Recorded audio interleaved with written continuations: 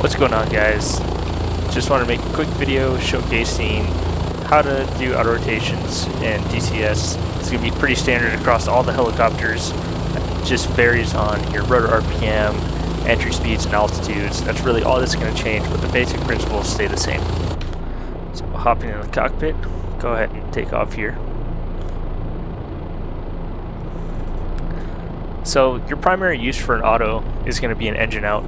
If you're not familiar with how helicopters work, essentially you have your engine driving the rotor blades, but if your engine fails, most people think that, everything just seizes up, fall out of the sky like a rock, and you die.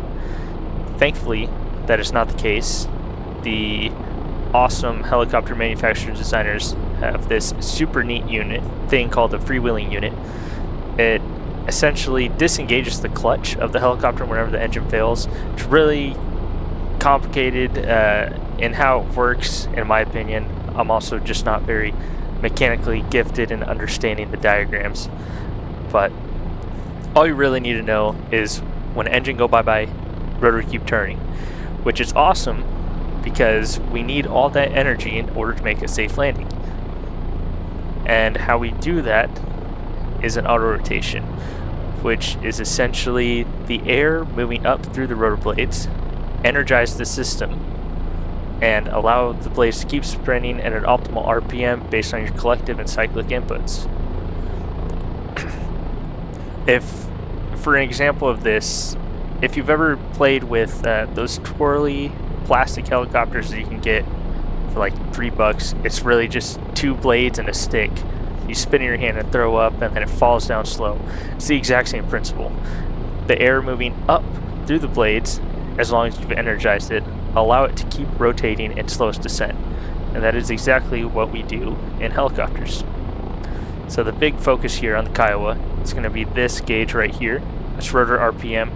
As soon as I roll off the power, that's going to drop, and everything is going to move pretty quickly from there. So I'm just going to do a standard straight in auto. Other thing you want to know with helicopter auto rotations, altitude and airspeed are your friends. It's not something you want to be practicing super low.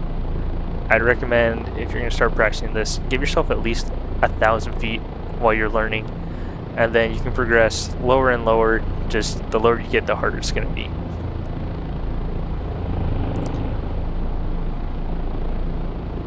Alright, lined up-ish with the runway. Go ahead and roll off the power. Everything's going to go haywire, so we're just going to drop the collective and try to keep that RPM more or less where it was. Now I'm using the collective to manage my RPM, and I'm going to be using my cyclic to manage my pitch and airspeed.